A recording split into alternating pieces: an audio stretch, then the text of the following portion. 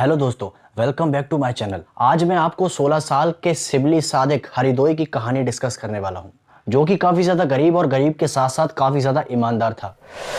उसकी ईमानदारी ही उसे ले डूबी। शिबली सादिक की कुछ लोगों से दोस्ती हो गई थी। उन्हीं दोस्तों ने शिबली की जलन और उसकी ईमानदारी की वजह से उसे मौत के घाट उतार दिया। शिबली सादिक जिन लड़कों को अपना दोस्त मान बैठा था, उन दोस्तों ने ही एक बेइज्जती का बदला शिबली सादिक की मौत से लिया। उसे कहाँ पता था कि वो दोस्त नहीं बल्कि दोस्त के भेष में छुपे हुए भेड़िए हैं। एक सुबह शिबली की मां नाहिद का कॉल रिंग हुआ। जैसे ही उसकी मां ने उस कॉल को रिसीव किया, उस कॉल के अंदर से डरी सहमी हुई लड़खड़ाती हुई जबान में कोई कह रहा था कि मां, मुझे किडनैप कर लिया गया है। इन लोगों ने मुझे एक अंधेरी सी जगह पर बांध रखा है और काफी घंटों से मुझे मार पीट रहे हैं। नाहिद इससे पहले कुछ समझ पाती, कुछ पूछ पाती, उससे पहले ही अचानक से कॉल डिस्कनेक्ट हो गया। उसकी बॉडी के टुकड़े टुकड़े करके पका कर खा गए।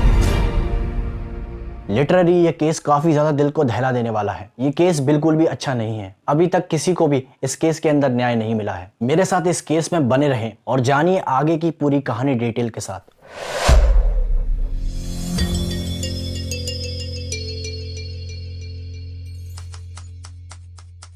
ये केस है अपने पड़ोसी मुल्क बांग्लादेश के एक शिबली सादिक हरिदोई का। कई आर्टिकल्स में उसकी अलग अलग उम्र मिलती है, लेकिन ज्यादातर आर्टिकल्स में 16 से लेकर 20 तक उसकी उम्र बताई गई है। तो मैं इसकी 16 साल उम्र मान के इस केस को आगे बढ़ाता हूँ। शिबली सादिक का जन्म एक गरीब परिवार के अंदर हुआ था। शिबली गरीब तो था, लेकिन शिबली के पास आगे बढ़ने की बहुत क्षमता थी। शिबली एक सीधा साधा इनोसेंट सा बच्चा था। वो पढ़ाई लिखाई में काफी ज्यादा तेज था। शिबली सादिक की माता का नाम नाहिद है, जो कि एक हाउसवाइफ थी, और शिबली के पिता मोहम्मद शफीक, जो कि एक छोटे मोटे ड्राइवर थे। शिबली एक गरीब परिवार से होने के बावजूद शिबली एक बहुत मेहनती लड़का था। शिबली के मन में बहुत सारे सपने थे जिनको शिबली साकार करना चाहता था। शिबली सादिक अपने परिवार को चलाने के लिए घर के पास ही में एक पोएट्री फार्म के अंदर नौकरी ज्वाइन करता है। वहां से उसे जो सैलरी मिलती थी, उससे वो अपने कॉलेज की फीस और अपने घर को चलाता था। शिबली इतनी छोटी सी उम्र में ही बहुत हार्ड वर्किंग था। उस पोएट्री फार्म के अंदर शिबली सादिक के अलावा मोंगचिंग और सुई चिंग मुंग मरमा और 3 से 4 वर्कर और काम करते थे। पोएट्री फार्म के अंदर शिबली सादिक काफी ज्यादा ईमानदारी से काम कर रहा था। बाकी के जो लोग थे वो काफी ज्यादा लापरवाह थे। जहाँ शिबली सादिक उस काम को सही करता था, तो वहाँ दूसरी तरफ वो लोग काम को बिगाड़ते थे। वो सभी के सभी लगभग उम्र में शिबली से करीबन 5 से 6 साल बड़े थे। शिबली उन्हें काफी ज्यादा काम के वक्त रोकता टोकता था, लेकिन वो सुधरने का नाम नहीं ले रहे थे। शिबली को लगा कि ये लोग ऐसे नहीं सुधरेंगे, इनसे दोस्ती करनी चाहिए। तो शिबली ने उन सभी लोगों से दोस्ती कर ली। शिबली सादिक की ईमानदारी देखते हुए पोएट्री फार्म के मालिक ने शिबली सादिक को वहाँ का मैनेजर बना दिया था। शिबली को मैनेजर बनाने वाली बात कहीं न कहीं उन लोगों के दिमाग में खटकने लगी थी, इसलिए वो धीरे धीरे शिबली से नफरत करने लगे। उन सभी को ये बात चुभती थी कि इतना छोटी उम्र का लड़का हम पर धौंस जमा रहा है। उन्हें ये सब हजम नहीं हो पा रहा था कि शिबली उन्हें सबके सामने डांट रहा था। बस कहीं न कहीं उसी वक्त उन सभी ने मिलकर एक घिनौना प्लान रचा। उन सभी लोगों ने शिबली को किडनैप करके उसे सबक सिखाने का सोच लिया था।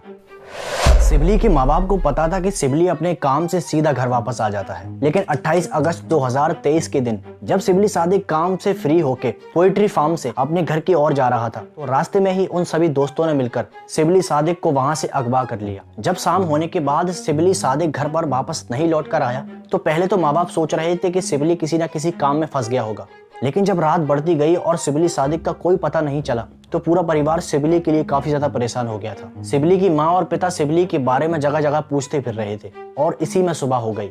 सुबह एकदम अफरा तफरी के अंदर नाहिद का अचानक से कॉल रिंग हुआ। जैसे ही नाहिद ने उस कॉल को रिसीव किया, तो उस कॉल के अंदर से काफी ज्यादा डरी सहमी हुई जबान लड़खड़ाती हुई आवाज में शिबली कह रहा था कि माँ, मुझे किडनैप कर लिया गया है। इन लोगों ने मुझे किसी अंधेरी वाली जगह पर बंद कर दिया है और काफी ज्यादा घंटों से बेरहमी से पीटे जा रहे हैं। शिबली की माँ अपने लाडले बेटे से कुछ पूछ पाती, कुछ समझ पाती, इससे पहले ही अचानक से कॉल डिस्कनेक्ट हो गया।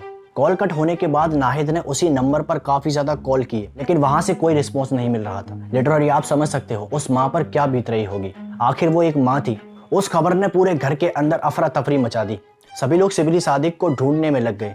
इसी भागा दौड़ी के बीच में नाहिद का फिर से एक बार कॉल रिंग हुआ। नाहिद ने सोचा कि उसके बेटे शिबली का ही कॉल है। जैसे ही नाहिद ने उस कॉल को रिसीव किया, उस कॉल को उठाते ही आवाज आई कि तुम्हारा बेटा शिबली सादिक हमारे पास है। हमें फिरौती के 15 लाख टका रुपए चाहिए। जैसे ही हमें फिरौती की रकम मिल जाएगी, तो तुम्हारा बेटा तुम्हारे हवाले कर दिया जाएगा। बस इतना कहते ही कॉल दोबारा से डिस्कनेक्ट हो जाता है। शिबली के माता पिता इतने गरीब थे कि उनके लिए ये रकम जुटा पाना काफी ज्यादा मुश्किल था, लेकिन आखिर वो बेटा था। शिबली के माता पिता ने अपने बेटे को छुड़ाने के लिए कई रिश्तेदार और कई मोहल्ले वालों के हाथ पैर जोड़े, लेकिन फिर भी वो इतनी रकम नहीं जुटा पाए। उन हैवानों का अगले दिन फिर से कॉल आया और उन्होंने फिर यही बात कही कि तुम पैसे का इंतजाम नहीं करोगे और हमें फिरौती नहीं दोगे तो तुम्हारे बेटे को जान से मार दिया जाएगा। सिबली के माता पिता ने कहा कि हमारे पास इतने पैसे नहीं हैं, हम काफी ज्यादा गरीब लोग हैं। हालांकि ये बात तो वो दरिंदे भी जानते थे कि सिबली का परिवार कितना गरीब है, उनके लिए ये रकम जुटा पाना काफी ज्यादा मुश्किल है। इसलिए उन्होंने कहा कि तुम 15 लाख नहीं, तुम 2 लाख टका रुपए का बंदोबस्त कर लो। उस फिरौती की रकम चुकाने के लिए सिबली के माता पिता ने कुल 3 से 4 दिन की मोहलत मांगी। उन लोगों ने कहा कि पैसे कब, कहां और कैसे लाने हैं ये हम तुम्हें अगले कॉल पर बताएंगे। 4 सितंबर 2023 को फिर से एक बार कॉल आया। उस कॉल के अंदर उन हैवानों ने बंदरबाग जिला हेडक्वार्टर के पास में एक सुनसान जगह का पता दिया और कहा कि इसके बारे में पुलिस को कुछ मत बताना। सिबली सादिक के पिता पैसों से भरा बैग लेकर उस जगह पर पहुंच गए। थोड़ी देर वहां पर खड़े रहे और सामने से देखा कि 2 लोग जिनके चेहरे पूरी तरह से ढके हुए हैं वो सामने से आते हैं और उस बैग को ले लेते हैं। जब वो लोग वहां से जाने लगते हैं तो सिबली के पिता ने पूछा कि मेरा बेटा कहाँ है। तो उन्होंने कहा कि तुम घबराओ मत, तुम जैसे ही घर जाओगे तो तुम्हारा बेटा वहां पर तुम्हें मिल जाएगा। मोहम्मद शफीक जल्दी जल्दी कदम बढ़ाकर अपने घर की ओर जैसे ही पहुंचते हैं, पहुंचकर सीधे अपनी पत्नी से अपने बेटे के बारे में पूछते हैं। तो उसकी पत्नी ने कहा कि सिबली तो अभी आया ही नहीं है। वो बेचारे बेबस होकर बस सिबली के इंतजार में बैठ गए। इंतजार करते करते दोपहर से शाम हो गई और शाम से रात हो गई, लेकिन सिबली का कहीं अता पता नहीं था। करीबन 2 से 3 दिन गुजर गए थे, लेकिन सिबली का कहीं भी अता पता नहीं चल पा रहा था। सिबली के पिता काफी ज्यादा परेशान हो गए थे क्योंकि सिबली को घर से अगवा हुए 10 दिन हो चुके थे। मोहम्मद शफीक को सिबली की कोई खबर नहीं मिली तो मोहम्मद शफीक अपने इलाके के पास के थाने में जाकर अपने बेटे की गुमशुदगी की रिपोर्ट दर्ज कराई। जब पुलिस ने इस मामले को सुना तो पुलिस ने मोहम्मद शफीक को काफी ज्यादा डांटा। पुलिस ने कहा कि तुमने हमें इसके बारे में पहले क्यों नहीं बताया। पुलिस को इन सब की सूचना मिलने के बाद पुलिस सिबली सादिक की पूरी डिटेल्स निकालने में लग गई। पुलिस इन्वेस्टिगेशन करते करते इधर उधर घूमी रही थी तो पुलिस को पता चला कि सिबली सादिक एक पोल्ट्री फार्म में काम करता था। पुलिस ने सीधा पोल्ट्री फार्म के अंदर छापा मारा। उस छापे के अंदर से कुल 4 से 5 लोगों को पुलिस ने वहां गिरफ्तार किया।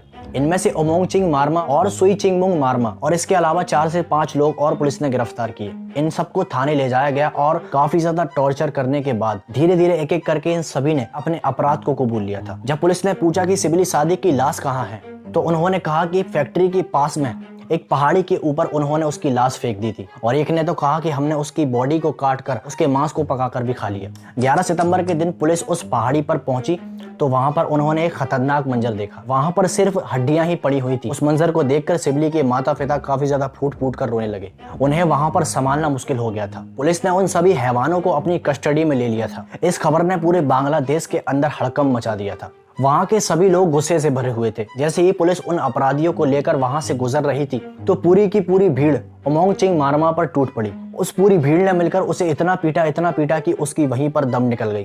पुलिस ने वहां पर लाठी चार्ज किया और जैसे तैसे करके पुलिस ने और बाकी लोगों को वहां से निकाला और ये केस अभी कोर्ट में पहुंच चुका है और इस केस की प्रोसेस अभी चल रही है। अभी कोई भी फैसला कोर्ट से नहीं आया है। लिटरली दोस्तों, मुझे तो सिबली सादिक के माँ बाप पर बड़ा ही तरस आ रहा है क्योंकि उन्होंने एक अपना नौजवान लड़का खो दिया था। ऐसा लड़का जो कि काफी ज्यादा इंटेलिजेंट था, वो काफी ज्यादा सिंसियर था और आगे चल के बहुत बड़ा कुछ करने वाला था।